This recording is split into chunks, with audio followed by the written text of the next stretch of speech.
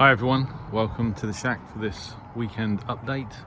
It's been really rather warm the past couple of days, quite a bit of sun, not completely sun, it's been cloudy as well, but it's been actually pretty muggy, but must admit, can't complain. Very little wind, which is what you want. My antennas are hanging in there just about, which is good. The end-fed wire and the G5RV.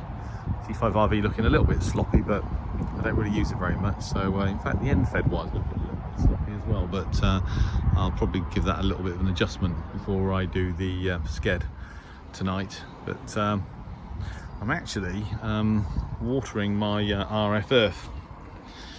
That's the box for the 9-to-1 Unan, a short earth lead.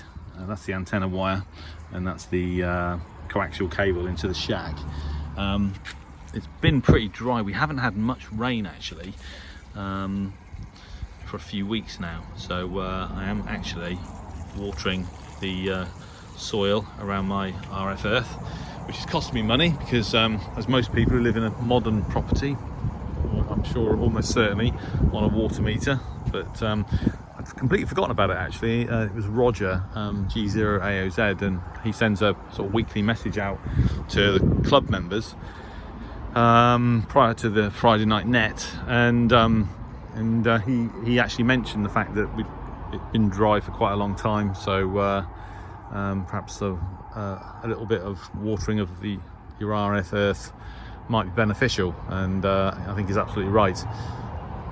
Some of you probably know that I've got a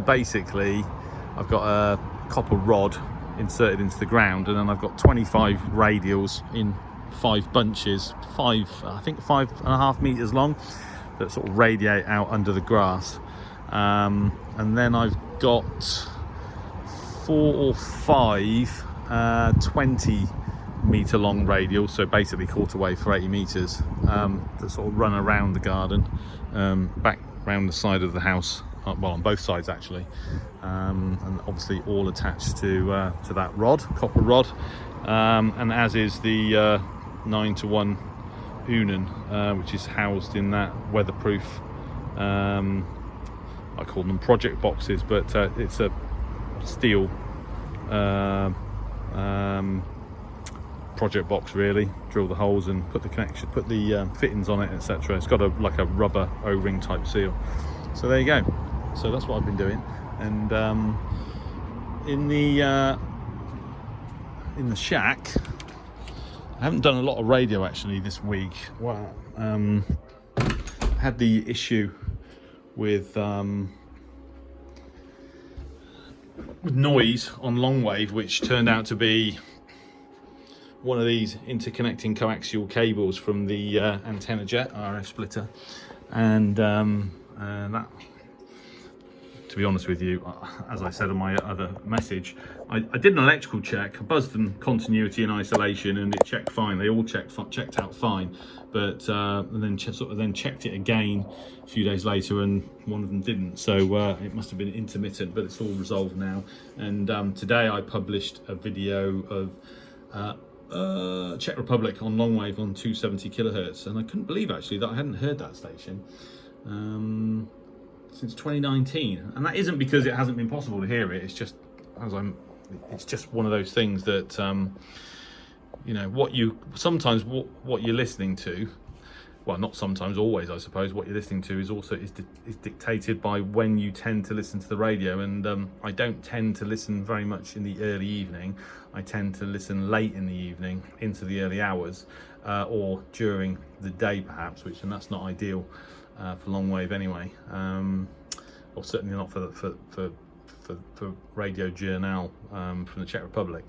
But it did demonstrate that my noise problems on long wave were resolved. What's interesting actually is that having published that post on the log, on Oxford Shortwave log just now, I've had a message from one of my subs asking me if I can copy the non-directional beacon CHT on 277 kilohertz, and there it is. So I mean, I haven't actually decoded it yet, but I'm pretty sure that's it. So so there you go. Quite interesting actually. I spent quite a lot of time listening to non-directional beacons around about the time that I bought the Low HF150 and managed to copy a few European NDBs for sort of Scandinavia, etc., and obviously some of the nearer ones, France. And it is quite interesting. There are a hell of a lot out there. A lot of them are obviously very, very difficult to copy, but there are a hell of a lot out there, and there's sort of databases on the internet, etc. So and I guess it would take a long time to trawl through and copy them all, but it's part of the hobby actually that quite a lot of people are into. So I might have a go at that actually. Maybe not this weekend, but maybe next week. One thing I am going to try and do is, I don't know if some of you remember, but on the summer solstice last year, I kind of like stayed up really late and I tried to copy some transatlantic medium wave DX using the ELAD. And I think I actually set the station. I actually set it all up in the living room, so I could actually sit on the sofa and watch the signals on TV. And I did copy a couple of transatlantic signals. Obviously, the summer solstice is just about the worst time, and that was really the point, to sort of try and prove that it could be done. I'm going to try again this year, I think, but rather than stay up until that late, I think what I'm actually going to try and do is I'm going to record the entire medium wave band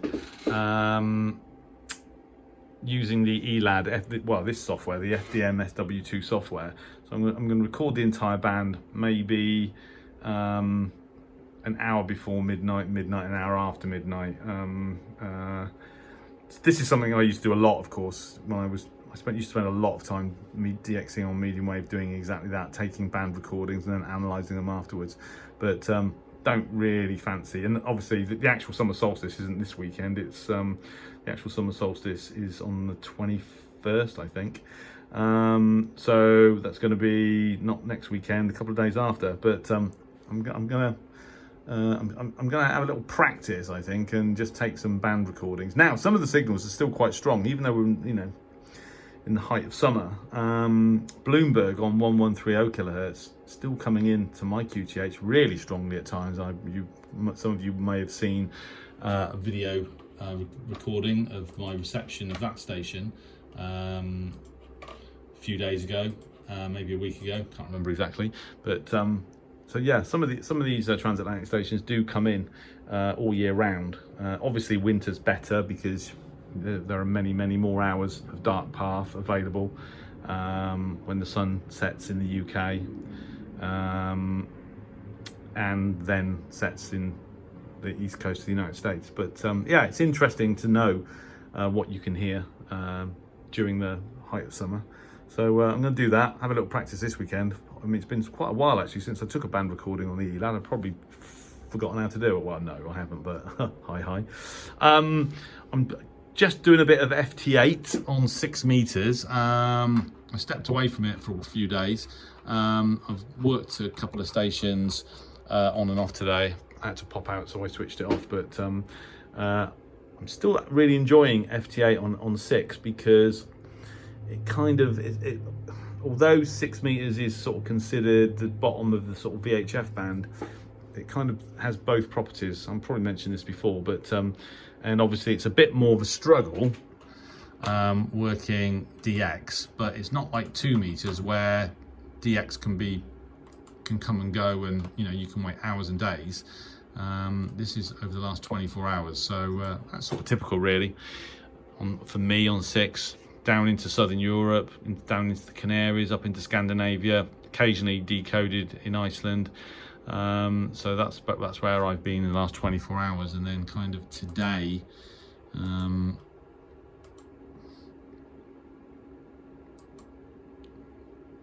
similar, so not much difference. So actually looking at that, I'm not sure anything changed actually, so maybe that is all today. What for 6 hours? What we've got for 6 hours? There you go. Yeah, so yeah, Yeah, 6 meters quite interesting. In fact, I've just had a message from Jeff M0UHF, who's managed to match his six. I can't remember if he said his 6 meter antenna to 4 meters, and he's doing no. I think he said his 4 meter antenna to 6, and he's doing FT8 on 6. Yeah, he's doing FT8 on 6 meters with a 4 meter antenna, and in fact, if I show you, so if I that's me. That's my FT8 with my, and I'm using my end-fed wire on 6. Jeff is using a vertical, 4 meter vertical. So let's just see what difference that makes in terms of the sort of spread of signals. There you go. So the spread is similar. He's not getting out quite as far, but that's in 20. I mean, in fact, if I take this down to 3 hours, what have we got? That'd be fairer. So that's 3 hours. Okay, so if we go back to me, so getting down into southern Europe, down into Canaries, that's in for 3 hours. If I go back to mine for 3 hours with my end-fed wire, yeah, it's not that much difference. So there you go. Yeah, it's fun. Like I said last week, there are quite a few members of the club who are asking more questions about FT8. One or two in particular that appear to be sort of getting into it now. Some of the old timers sort of poo-pooed it because of the whole idea of it sort of de-skilling the hobby, etc., etc. But it just goes to show, you know, it's so sort of simple to do FT8 once you've done the difficult bit of setting up the equipment in the first place. It's almost therapeutic sat in front of the computer watching the decodes on PSK Reporter, I must admit, but maybe that's just because I'm a massive geek. I don't know. And I'm still using the FT991 for FT8. That's still my dedicated FT8 radio via the MFJ 949E, which is, as you know, designed for up to 30 megahertz, not 50, but matches very well indeed. And then obviously the HF net tonight. I'm going to be using the Kenwood again, and that isn't because I particularly enjoy using the Kenwood more than the Icon, but if I use the Icon and I want to go above 100 watts, which I do, then I've got to use the linear, which is fine. It's just easier with the Kenwood. You just crank the power up to 200 watts and away you go. In fact, I tend to use a little bit less now. I think I did a little experiment and I need to use about 180 watts, and then my smoke detectors won't trigger, which they do from time to time if I'm using sort of 200 watts TX power or above. So anyway, so I'll be using the Kenwood in anger a bit later on, and then beyond that, tomorrow there's the 2 meter net, simplex net, and it's my turn to chair that, and then on Sunday the DI net. So some radio stuff happening this weekend. In terms of shortwave listening, I've done a little bit. Mostly I've got some videos actually uploaded that I haven't published yet, using the boat anchors over there, and yeah, 3 or 4 quite interesting ones actually, including some transatlantic DX on a couple of them, but yeah, other than that really it's sort of a bit weather dependent and a bit kids sort of dependent, so we'll see what happens, but yeah, hoping to well, certainly going to do the sked tonight, and hoping to have enough time to do some radio stuff this weekend. So there you go, that's about it. My ribs are feeling better. They're still not right. I'm still sort of getting pain in my side. I'm still getting a bit of back pain. They seem to be worse in bed when I'm laying down than stood up. Stood up is actually the least painful. Sitting down is slightly more painful. When lying down, it's still quite painful, but they're definitely a lot better. So I am recovering, which is good.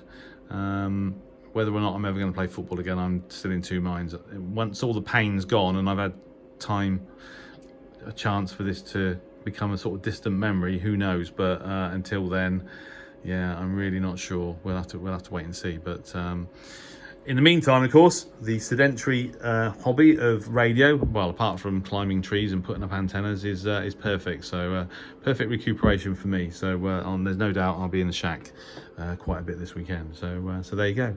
Nothing more to add. I hope you all have a great weekend. I wish you good DX. Keep safe.